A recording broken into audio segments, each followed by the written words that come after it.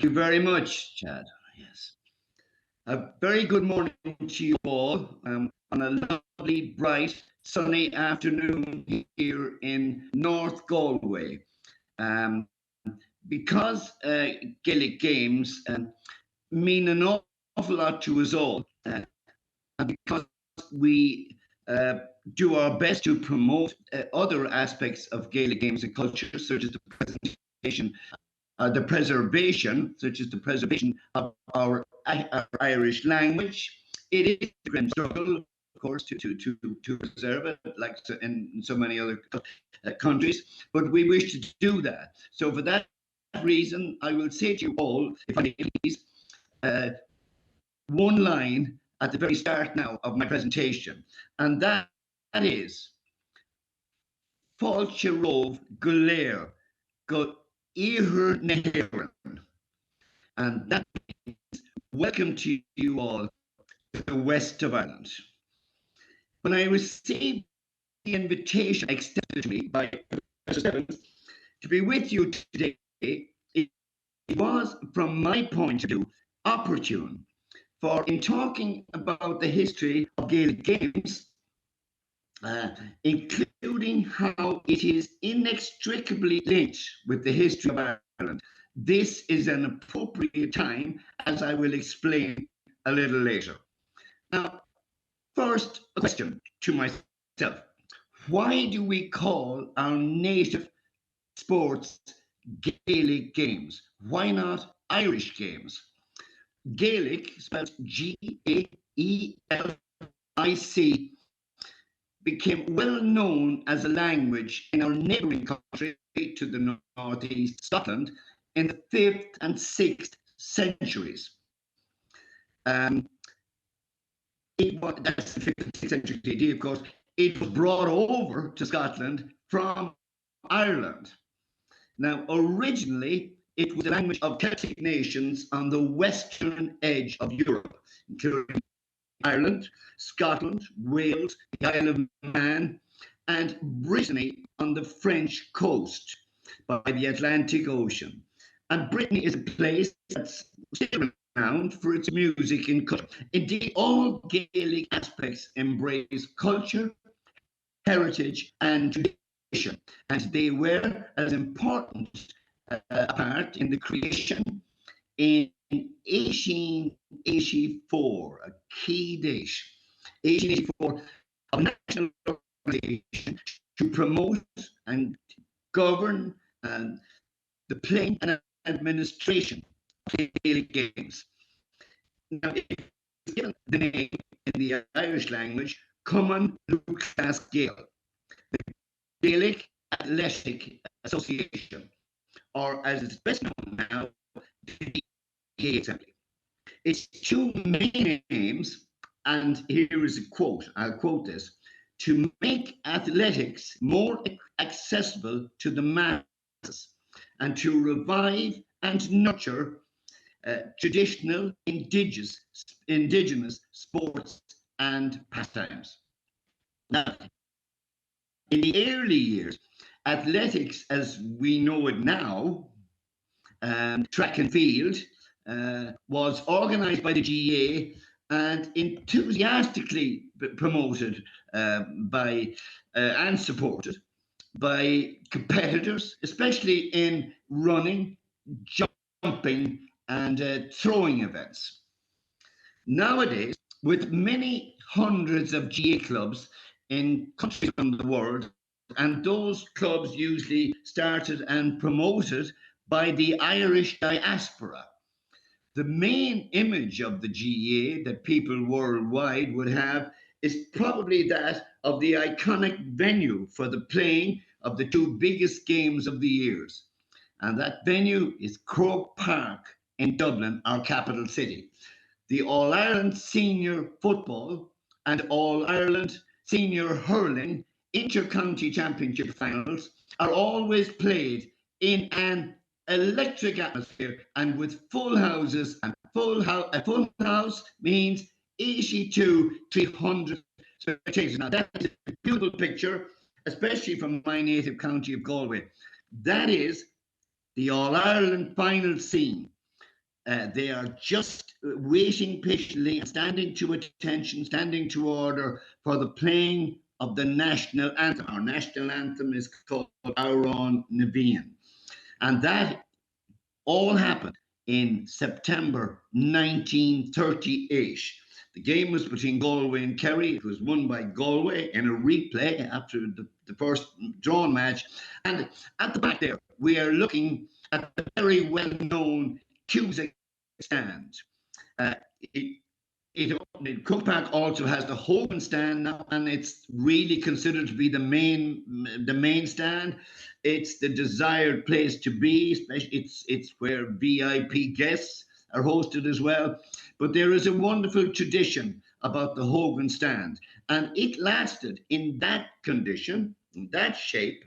It lasted until 1992, when it was decided to update the Cusack stand. It was demolished, and they have a magnificent new Cusack stand now. But the Cusack stand, for all sorts of reasons, not least historical reasons, still means an awful lot to the Irish people. Now, crowds of 82,000 go to Croke Park now every year, never anything less. 82,300. Even the touts don't do very good business with their tickets, trying to sell, during the week, because they find it hard to get them, I should say, because a ticket to go to an All Ireland final is like winning the lotto to certain people who have this mad passion for the All Ireland final. Now, there weren't 82,000 there that day, or here either. But this is another beautiful photograph. Again, it's Galway, who were playing Cork at the time. These are pictures from my own archive, which I have been collecting since the early 1960s. And I'm very proud to own these prints and show them to people. Unfortunately, it just limits me then to showing Galway, but there will be some other counties featured as well. And again, the point I'd love to make about this picture is that this was a more innocent time. This was October 7, 1956. The match was actually postponed by nearly a month because Cork, who were providing the opposition, County Cork, had an outbreak of polio, which caused the deaths, I think, of something like 24 people, including a child who was first. And a terrible outbreak of polio.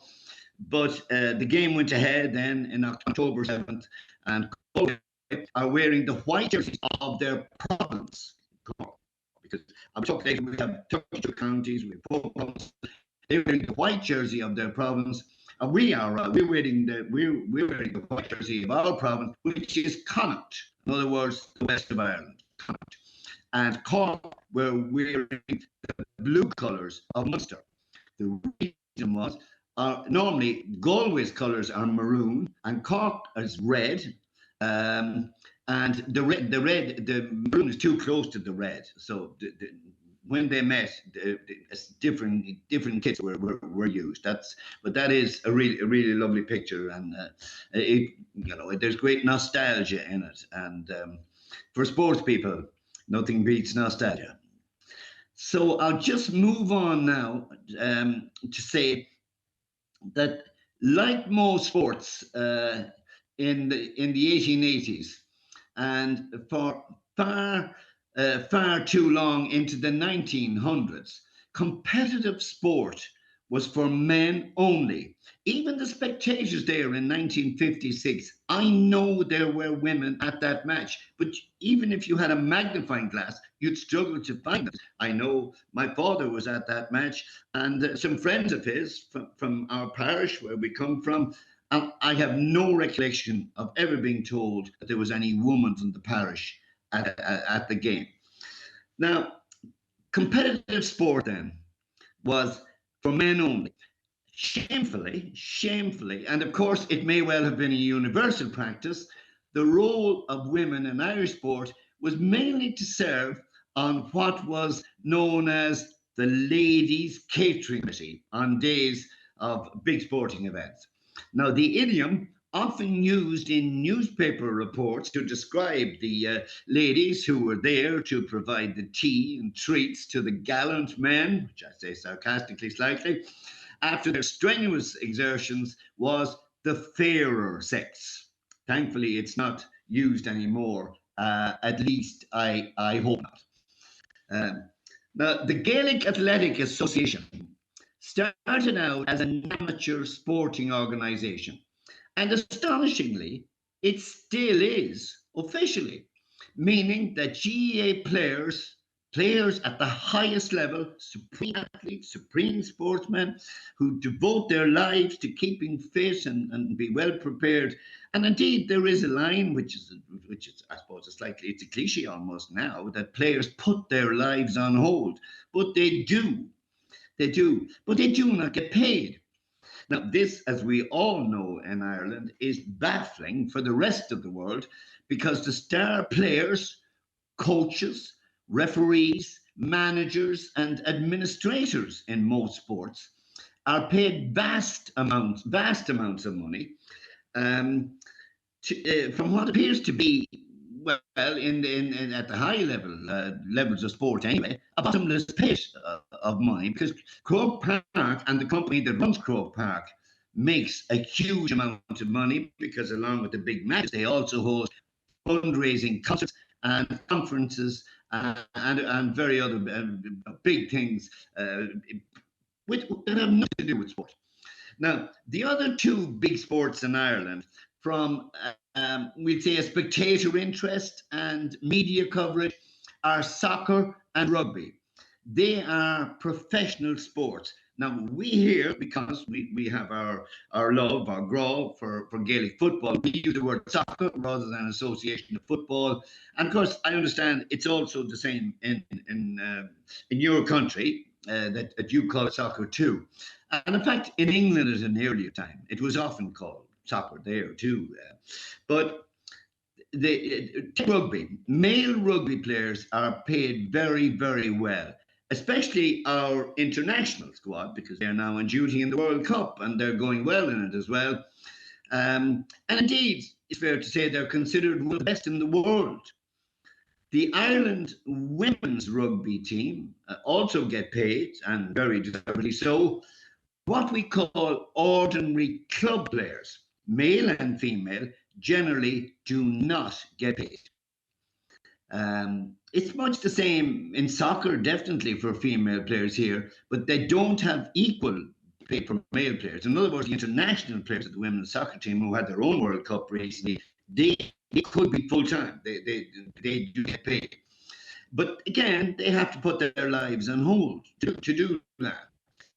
Um, they don't have equal pay, as I say, unless they are talented enough to be signed by any of the English clubs. And most of the English big soccer clubs, Manchester City, Arsenal, Chelsea, they all have ladies' teams, and they're very well looked after. And of course, it's across Europe too. And they have the opportunity to set themselves up financially for life.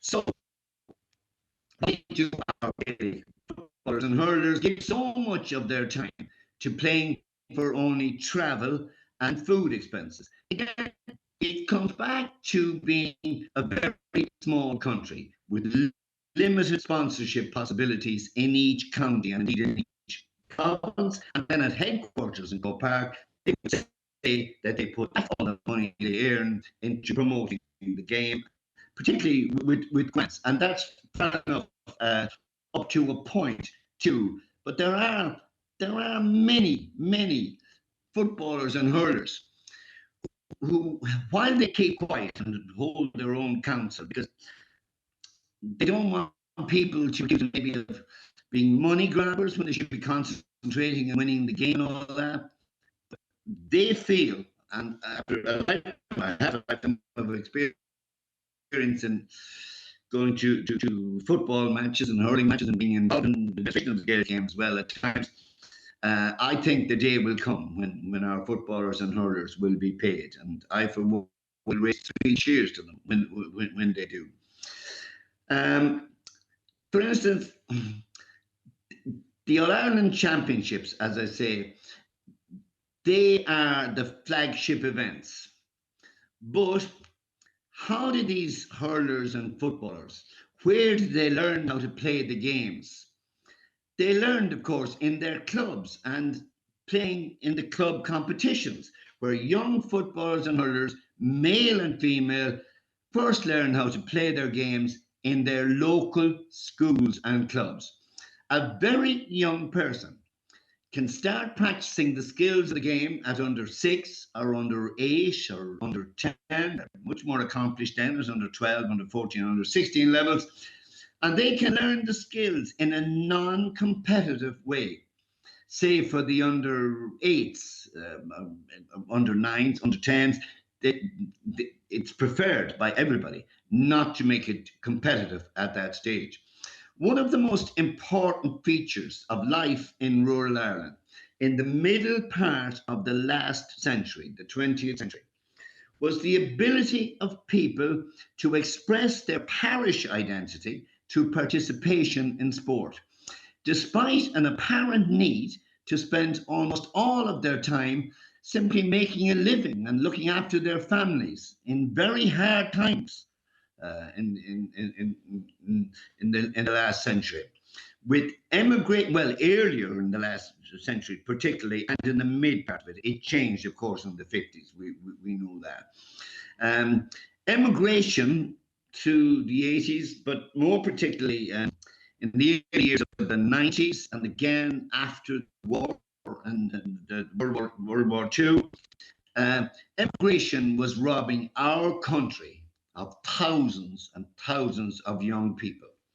The end of the Second World War in 1945, um, that witnessed a large scale movement of Irish emigrants to Britain and, of course, to the United States too. But the scourge of immigration affected us more, or affected us again later on, to the in the 50s and some decades later. And it was more and more to the United States that Irish people immigrated to. And we know from the Irish speaking television channel we have here, TG Cahir, who do great work, that from the west of Ireland, the Connemara region especially, which is an Irish speaking region, it's a little remote. Now its young people generally have to leave that place of wondrous beauty, scenery, lakes and rivers. Tourists love it. They come from all over the world. But a lot of Connemara people whose land wasn't good enough to be tilled and farmed, they left for America and made great lives for themselves. We've had great programs done by that channel, TG Carr, in Boston, in New York, and Philadelphia, and on the far coast as well. Boston, especially, I think, New York, Philadelphia, those areas. A lot of people went to Hartford as well, and then a huge amount of Irish in Chicago as well. But in the late 40s, in the late 90s, and through the 1950s, for all of the 50s really, it was an era of mass emigration from Ireland, from the west of Ireland in particular, and as I say, much of it this time to the United States. Over 500,000 people, I mean, just think of it, 500,000 people left independent Ireland, that's our 26 counties, between 1945 and 1960, which is stark evidence of the poor state of the Irish economy at this time. But the population had been in a slow decline in the 20th century, right to well past the middle part of the century. The 1961 population census of Ireland showed that in the 26 counties, the population in 1961 of independent Ireland, the 26 counties, was as low as 2.8 million people. Now, on a personal note, that's how I remember it from my childhood too. I was born in 1950 on a small farm in the west of Ireland, just over 1 mile from our village. We never called it a town. Our village had 6 shops, 7 pubs, a post office, 1 church. We were all Catholics, like most of the Republic of Ireland at the time. And we also had 1 school for boys and girls up to the age of 12, a small cinema, which unfortunately is long gone, a Gaelic games playing field, which was my own favourite place when I was younger, and the Garda barracks, which in your country, of course, would be called a police station, if I'm correct, and please forgive me if I'm incorrect.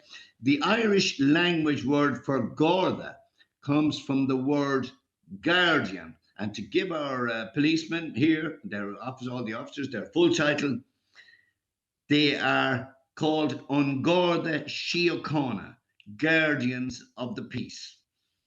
In the West, in particular, it was felt that while identity, first and foremost, should be a socially constructed phenomenon, it was crucial to give people an outlet through which they could channel their emotional lives outside work and family, although work never ceased to end in the farming community. And farming was, of course, the main driver of the Irish economy for many, many years and perhaps for over a century.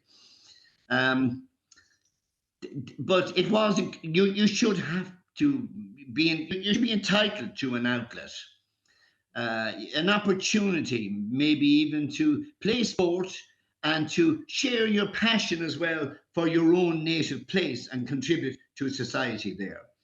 Now, it's not easy to explain or even define parish pride, but it's easily made manifest in sporting success.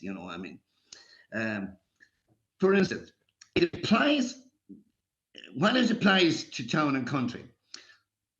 There's something very special in competitive sport for playing, and here I'll just drop in a short quote, playing for the honor of the little village, the honor of the little village. That's a famous quote from a book written a long, long time ago. A character called Matt the Thrasher.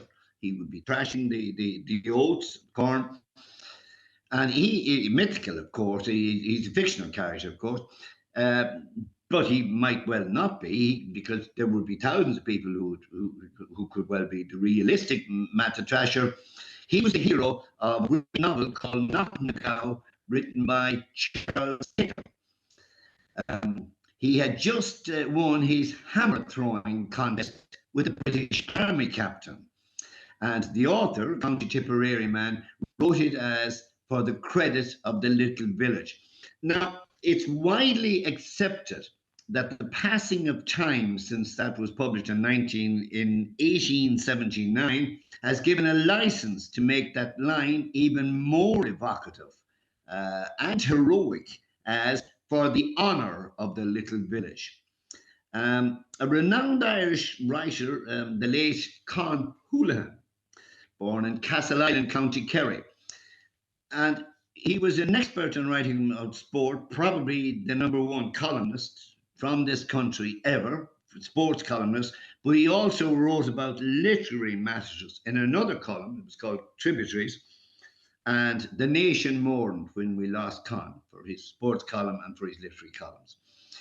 He held the view that more Irish people were familiar with the novel Knock than they were with James Joyce's Ulysses, set in Dublin and considered to be one of the greatest novels ever written in the English-speaking world. Now, we'll move to just a few details about Ireland. Ireland is a relatively small country, an island comprising 32 counties. 26 of the 32 counties are in the Republic of Ireland, with a population of just over 5 million people. The other six counties in the northeast of the island of Ireland, including the city of Belfast, are together a constituent country of the United Kingdom of Britain. Northern Ireland, as it's generally called, has a population of just under 2 million. So, when I describe the island of Ireland as a relatively small place, I mean a very small place.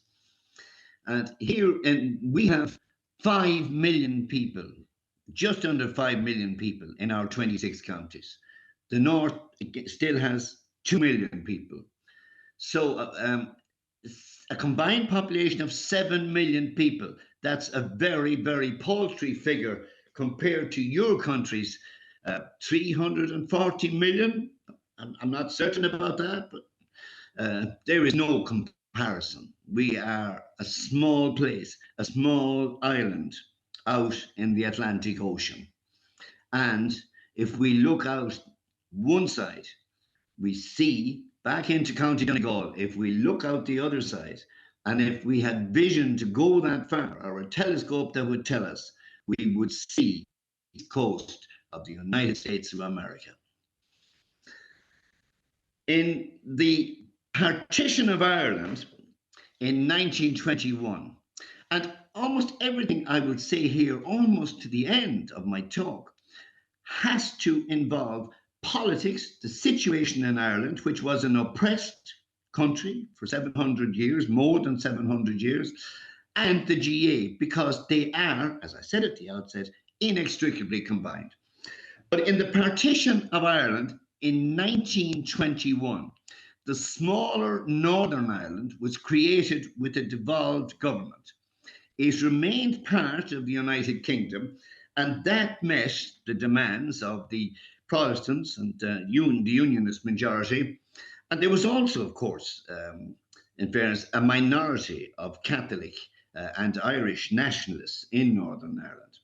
But in the rest of Ireland, in our counties, mostly Catholic, nationalist, and Republican, there remained a vain hope that one day we would come and see for ourselves that Northern Ireland would have left the United Kingdom and joined a united Ireland.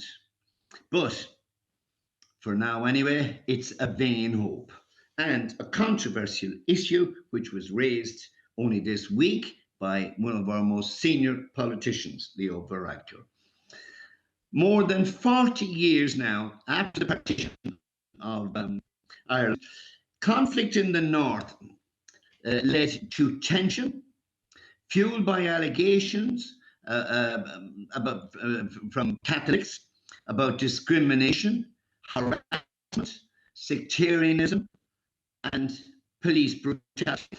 Now, when I say now, I mean more modern times, because I've been born in 1950 and finished my second level school in the late 60s. I consider from the 60s on the modern time that I'm now living in as an adult with a huge interest in sport, but also in current affairs and in public life in general. Now, that tension in Northern Ireland, the discrimination, the harassment, the sectarianism, and the police brutality, and there is no doubt, but that's what the Catholic population, in particular the Catholic workforce, felt. And that is not to in any way put down the people of Northern Ireland, but their ruling force, the crown from England, did not want the Irish to rise ever to the point where England might lose one of its colonies. Because after all, we are talking here about the British Empire. And of course, as we know, the sun did set on the British Empire, but Ireland suffered so badly in that time that it can, unfortunately, never be forgotten. But at the same time, I would say that there are very, very few people in Ireland who would still feel that violence is the way to herald a new dawn for us all in a united Ireland. And certainly in the GA, that feeling would be strong. And remarkably in the GA, but it's the same in rugby and in boxing. And I absolutely must make this point. I can't emphasize it enough. Unlike some other sports, including international soccer, all 32 countries, Northern Ireland and the Republic, the 6 and the 26, compete in the All Ireland Football and Hurling Championships, and in the National Leagues, and in the other competitions.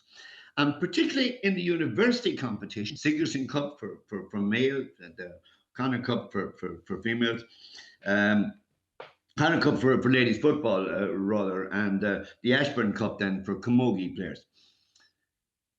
In those university competitions, teams are comprised of people from all parts of the country. So, unlike soccer, when, say, George Best wouldn't ever be playing for South, we'll say, our republic, and he was one of the greatest footballers of all time, he'd be playing for Northern Ireland. But in Gaelic sports, in boxing, in rugby, and the Irish rugby team now battling to win the World Cup.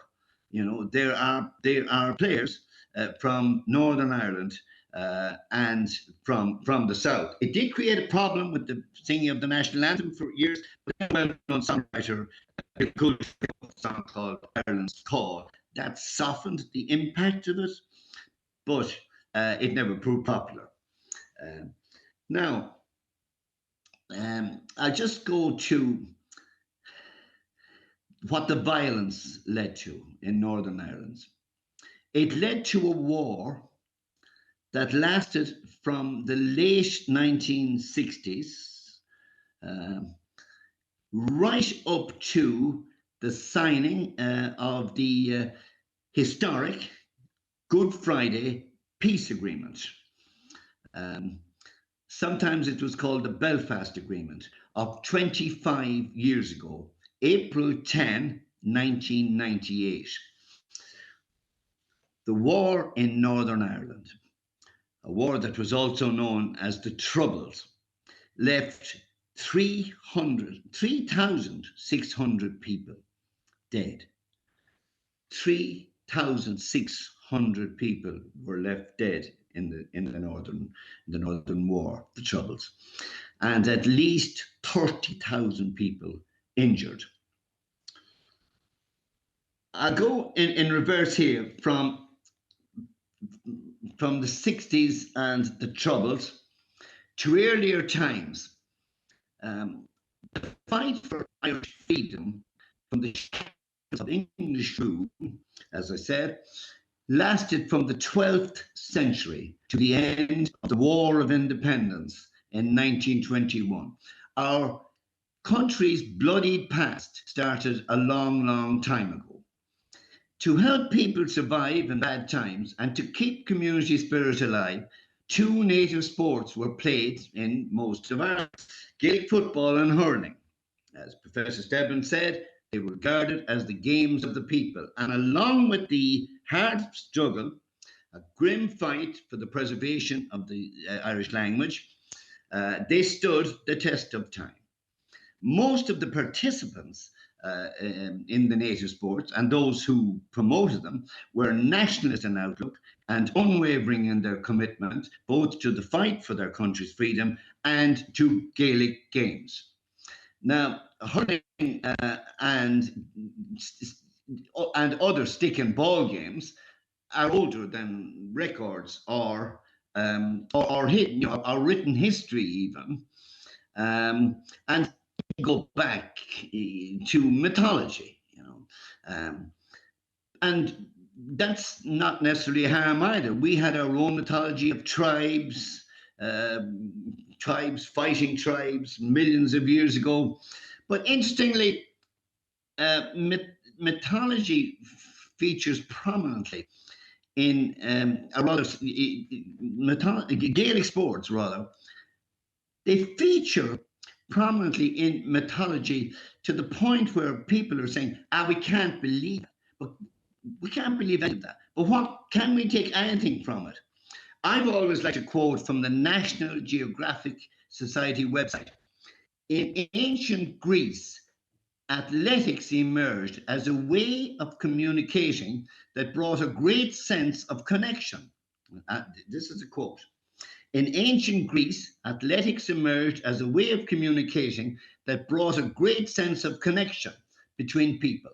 It allowed individuals to elevate their position in society, train for combat, represent their state, and earn respect among their peers, as it was in ancient times, and so that it still is. Now, in 1884, the key year as I said, um, and here we will be talking about a man called Michael Cusack.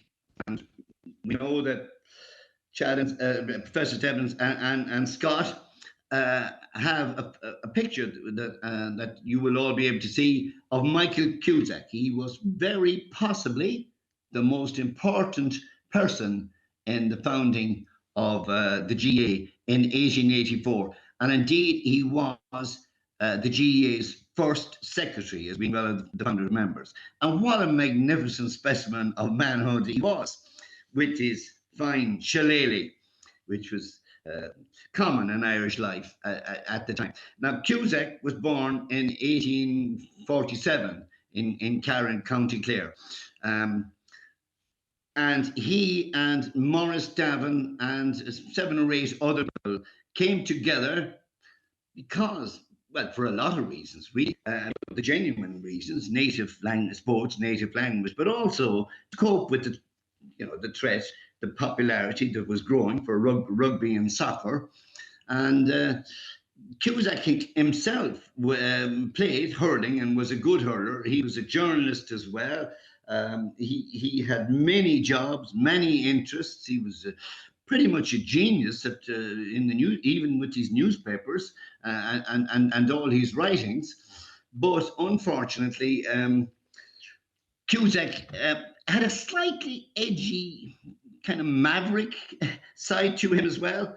And after founding this great organization, being the most important man in it, he left it within 2 years. He just went off to do other things. But there were, of course, many others who were fit to take his place, many others who would have been inspired by Cusack, of whom it was said in one biographical article, his legacy can be seen in every village and town in this country in the form of GA clubs, which are still going strong. That was in recent years.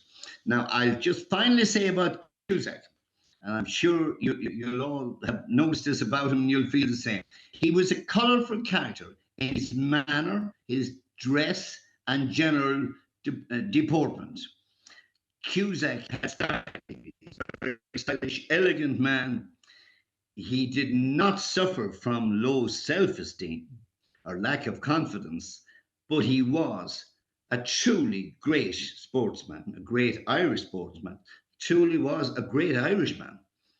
He died in Dublin in November 1906 at the age of only 59. And that's just I brought Cusack to end the first part of my text, but I'll just move on now to other parts. Now, I just first of all, if I could please, I must remember that this is of such great historical significance, both in Irish history and in Irish sport, and that it must be mentioned, even though we had a centenary, but not that long ago. It's a focus that has to be put on a dark day in Ireland's history and the history of the Gaelic Athletic Association. Croke Park is the venue for the final matches in the All Ireland competitions, as I've said, and that's since 1895. Originally called Jones's Road Sports Ground, it became the property of the GA in 1913, and its grounds then were given the current name because Archbishop Thomas Croke was the president in the early years, and it was named in his honour. But Croke Park was also the site of Bloody Sunday, November 20, 1920, November 20, 1920, where British soldiers interrupted a Gaelic football game in progress and opened fire on the crowd, big crowd, killing 13 spectators, and one player. In the middle of the game, with the action going on all around him, this man lost his life, and in the ensuing mayhem, confusion, and trauma, 13 spectators also lost their lives in the shooting that went on all around Croke Park that dreadful, dreadful day. The player was called Michael Hogan from Tipperary, from a tiny place in Tipperary called Grange Mockler. And Michael Hogan is remembered to this day with the Hogan stand, the main stand at Croke Park, named in his honour. He is be a never forgotten figure in Irish sport and Irish life. So that was around the time the War of Independence, and that's when Croke Park was in its splendor. But tragically for Ireland, while the War of Independence changed the course of history, a devastating civil war followed it from June 22 to May 1923. Now, men and women who were united in the cause of Irish freedom in the preceding 3 years were split in their reaction to the Anglo-Irish Treaty, which gave the 26 counties of Ireland to the Irish after more than 7 years, and the other 6 in the north east of the country included, of course, the city of Belfast. Now, when it came to the peace treaty in 1998, the Free State political leaders supported the terms of the Anglo-Irish Treaty. People who did not support it, of course, were on the other side. And that was a time when brothers found themselves on opposite sides, when cousins found themselves on opposite sides, and when fathers and sons, or daughters, or mothers and sons and daughters, were also on opposite sides, because that's what the for and against of the treaty, that's what they could not hold back from, even though they were splitting the country again, and they were splitting their own hearts and causing heartbreak deaths. That brought into focus in public that great men like Michael Collins, probably the most charismatic figure in Irish public life at that time, and also a very interesting man called Sam Maguire. And I think we may be able to see a photograph, perhaps in a few minutes, of Sam Maguire, because he too is of enormous significance. And that is the famous Sam Maguire. Now, he was born in Cork, in Dunmanway, but like so many more, like thousands more, particularly from rural Ireland, he went to England, and it was there that he had his life. There he met a man called Liam McCarthy, who became a friend of Maguire, and became a friend of the leader of the Free State, the most charismatic man ever in Irish politics, Michael Collins. They were all friends, and they all promoted the GAA in London enthusiastically. Maguire played, McCarthy played, Collins, of course, had played hurling in his youth and played London played hurling in London as well. And it was in London, of course, he made great contacts. And it was in London, of course, he went to famously sign the agreement that led to the Free State uh, with no less a man than Churchill eyeing him up from the far side of the table. And I think it has been written many times that Churchill in particular was always a little bit suspicious of Collins and his motive and his motives, and that's fair enough, that's understandable. But it's also known that Churchill had a liking for Collins too. He liked his personality, his determination, he liked his spirit. And of course, Churchill himself proved to be a man of the right spirit too in World War II, although in an earlier time he was not kind to the people of Ireland. Um, Now, that's Maguire. There's another photo, and sorry, I'll just explain here the reason why Maguire is even more important. We play in Gaelic football. When I say we, all GA people, somebody like me now, at my age, I want my county, Galway, to win the Gaelic football All Ireland. Actually, we're one of two or three, maybe four, maybe five counties who would be good enough. We're called dual county, good enough to win the hurling All Ireland final as well. But it's very difficult to do it in the same year. Only um, a Cork hurler called Teddy McCarthy, who died recently, may he rest in peace. Teddy McCarthy is the only player in history to win an All Ireland Senior Football Championship medal and an All Ireland Senior Hurling Championship medal in the 1 year. He did it in 1990. And he too is a very, very important history, person in the history of the GEA. But I'd like, if we had a chance, maybe to see Joe Connolly of Galway when Joe captained Galway to win the 1980 All Ireland hurling final. Now, the significance of those pictures are that Sam Maguire, well, that's the Galway team playing against Cork, and that is the Galway hurling team.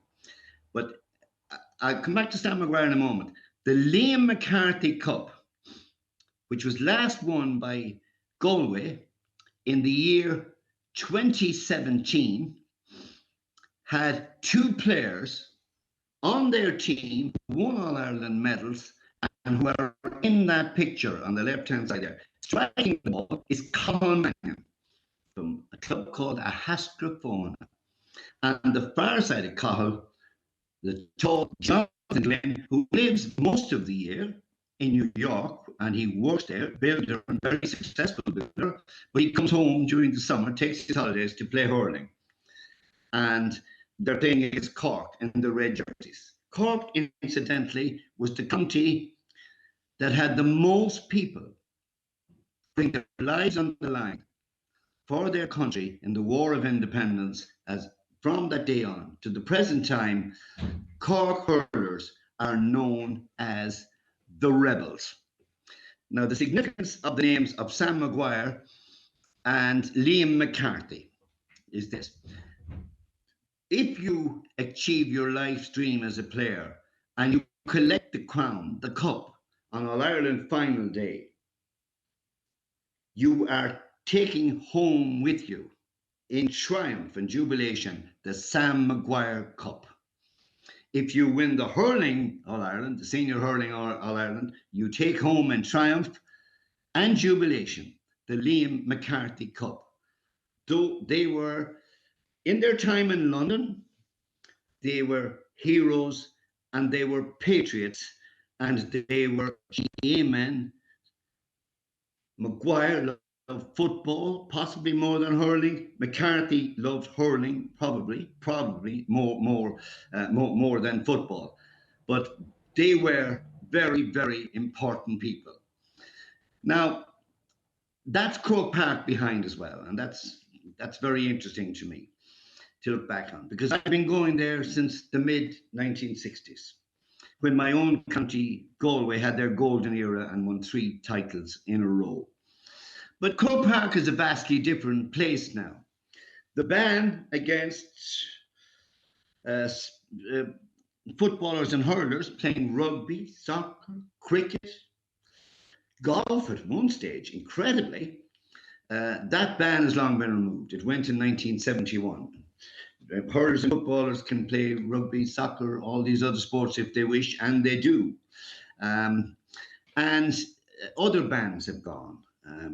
And you know, British Army soldiers are welcome at games now. They were not welcome for a long time, or to participate in games. And now Croke Park is a marvellous site, one of the great stadiums in Europe. I think maybe the third largest.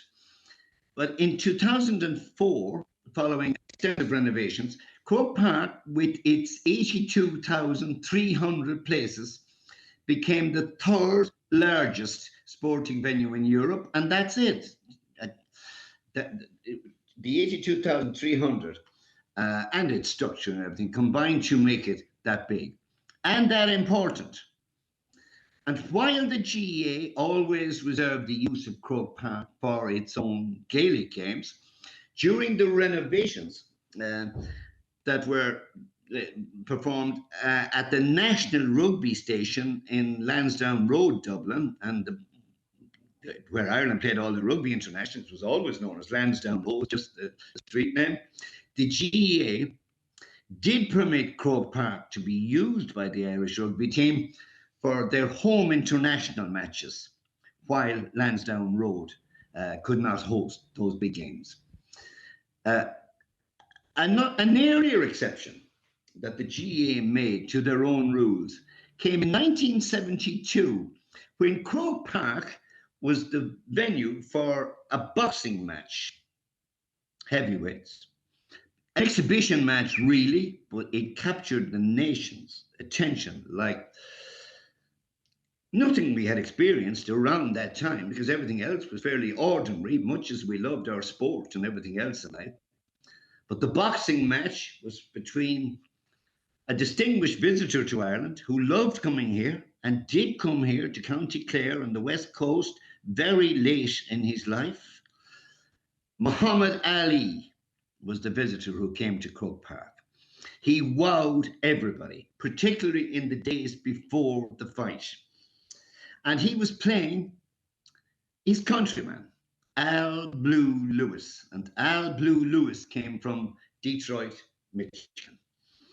And Ali's visit to Ireland is still talked about, even by young people. But by people who were there, many have interviewed nostalgia programs and anniversary programs down through the years. And one of our greatest ever hurlers, Eddie Kerr from Kilkenny, who's in his early 80s now, wonderful, wonderful man. We hope he lives forever, really, because he is one of our greatest ever and one of the finest gentlemen that any of us, and certainly I include myself in this, have had the honour of meeting down through the years. He got a special meeting with Muhammad Ali because Muhammad Ali wished to have hurling explained to him, and he tried pucking the ball around, and we would say pucking the ball around. Now, just if we look at this picture for another 30 seconds or so, there's something I'd like to explain here. Cahill in the middle is striking the ball with the hurley over his shoulders. What he's striking is made of cork. It's made of cork. It's cork that gives a solid core to the ball. It's stuffed into two pieces of leather. That leather then is joined very, very tightly, and it's stitched together. I think the stitching is probably easier now, maybe, than it was in earlier times for players to hit the ball accurately, because long, long ago, the stitching would be bigger and maybe rougher and tougher. It used to be called the rim of the ball. A little bit more hard to understand is why a hurling ball is not called a hurling ball. It's called an Irish word, an old, old Irish word, which does mean, it seems, it is a translation, I would imagine, a manufactured translation of a hurling ball. It's called a sliotar. Sliotar, a sliotar or a sliotar or a sliotar. You can get the nya into it, almost a country music type of na. And it's an evocative word. And it helps to give a kind of a romance to the game, something different about it. And indeed, the name of hurling itself is also known, and this is very evocative, I think. It's called the Clash of the Ash, because the hurleys always clash in battle. One can rise higher than the other. And uh, when they do, the hurleys clash. Hurleys are frequently broken. Not so much nowadays. And many players who like the physical side of the game, they would prefer if there were more hurleys broken. And very recently, one of our top hurlers said that. Now, the hurley has always been made of ash, except when they experimented in the 70s. Hurleys for younger people made of plastic by a company called Wavin, who are known for Wavin pipes. That didn't prove popular enough to last. And nowadays, young hurlers, even as young as 6, 7, 8, and 9, they don't mind the sliotar because they're used to it. In school, playing around the schoolyard, at home, playing around on the farm, or at home, or in their backyard. They're living in towns, and in their clubs, of course, because they're coached at that age. The hurley, the ash hurley, is under threat to some extent, has been under threat for a long time, but it has staved off the threat so far, and there is a reasonable confidence, we might just say, that it will stave off the threat and that we will continue to have ash hurleys. Because the ash disease that is known in many, many countries around the world has played havoc with the growers of ash trees and the makers of hurleys, and there are many of them who get a full-time living from it.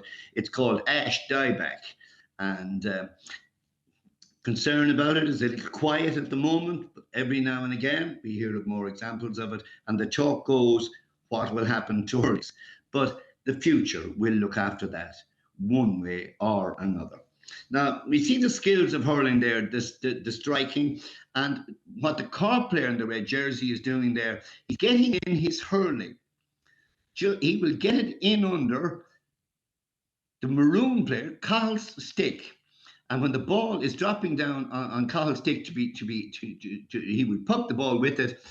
The skill of the cork player might stop the ball being hit, because the skill will come from getting in his hurley without hitting the player. You have to be careful with it, and you get it in and you just clip his hurl just a little as you tap the ball away from him. And that's called hooking in hurling. You hook him. It's a great skill. Now, and I know I'm coming fairly near the end now, but I could have stayed for another hour. There is so much that I have researched down through the years, and I've kept all notes and articles that I've written down the years, because I have given some talks like this before, but never by Zoom, in which I am highly, highly inexperienced, because I retired from full-time journalist in journalism in 2015. I have been writing at home on my laptop, really, but I just never had an opportunity to engage with people in Zoom. But with help uh, from, uh, from your university, great help in the past week or so, tonight, last night, and today. Um, I'm enjoying this like no other. I would just like to have a look at two other pictures, and I would just ask if it was possible, maybe for Professor Stebbins or my friend Scott to do that. One is called Art of the High Catch 1, and the other is called Art of the High Catch 2. And I'd love to have those pictures. Now, if we look at this picture, this is one of the great skills of Gaelic football. It goes right back to Gaelic football at the very start. Unfortunately, while it's still a great skill, while it's still used very effectively by top players, it's not as popular as it was tactically, and the coaches like it only up to a point. That skill is how to pluck the ball out of the air as it drops down from the sky. And we have two players here. The number 3 is the Galway fullback. I'm very proud of the fact that he is from my own home little parish of Milltown, via Unwillen, where we had the one playing field and the one school, the few shops and the few pubs and all that. Well, we produced one of the greatest footballers of all time. And when we won the All Irelands of 1964, 65, 66, after losing it in 63, when this man, who was only 22 years of age at the time, 21 maybe, um, played a great game, was a star player. But we often say in Galway, by losing one, it was character building and it give you a greater maybe tactical awareness too. If you had won it, you might not have won the next three. But there's Noel Tierney now. The one man in modern times, I would say, who had mastered the art of the high catch in the middle of the field. Now, interesting, the player he's beside there, Tom Long. He was a much taller man. Tom Long was well over 6 foot. A lot of people who wouldn't know Noel Tierney well, or younger people looking at him on television will say, the man must have been 6'6" or 7. Could he have played basketball? Well, the truth is that he was 5'10", but he had what we would call in Gaelic games a spring off the ground. And in 64, 65, 66, and of course in 63, he took down ball after ball, descending from the skies, being played in from out the field to the full forward line, and the full forward directly in front of the goal was usually a very, very good player who would turn, get around the full back, put the ball in the net for a goal, or put it over the bar for 1 point, in the net for 3 points, and it's called a goal, and it's a crucial score in an All-Ireland final. By the way, I meant to say earlier on, and I'll just say it now, to give you an idea of what the All-Ireland football final or the All-Ireland hurling final means to us here in Ireland, but especially to the players who were fortunate to win them. To win the Sam Maguire Cup if you're a footballer, to win the Lee McCarthy Cup if you're a hurler, is the equivalent in American football of winning the Super Bowl, or in basketball and in baseball, the World Series. In other words, it's the holy grail. It's the biggest trophy you can win, the biggest reward, and it'll be the biggest thrill of your sporting life. Now, there's another picture there called Art of the High Catch in colour, and here it is. I would just like to show this as well. And I'm making this point. I'll explain why the coaches nowadays are not as keen on the high catch as they were. But this is only 2008. It's not that long ago. The green and gold of Kerry, the team probably known as the Kingdom, beautiful Irish word, and Kerry Irish, and Richt. Again, we have Galway players because they are my own collection. Now, two very tall men, two great players in the middle of the field who would be asking their goalkeeper to kick it out to them. They'd both be asking it, even though they're playing against each other. They were the people who, 2008 was a long time after the early 1960s of Noel Tierney's time, but that skill was still there. Now, I have to say, it's still there now too, but coaches fear that if you kick it out to a spin catcher, well, your man doesn't have the same chance of winning the ball because you know who the spring catchers or fetchers are in the middle of the field, and therefore they go short with their kick out. Now, that's tactical.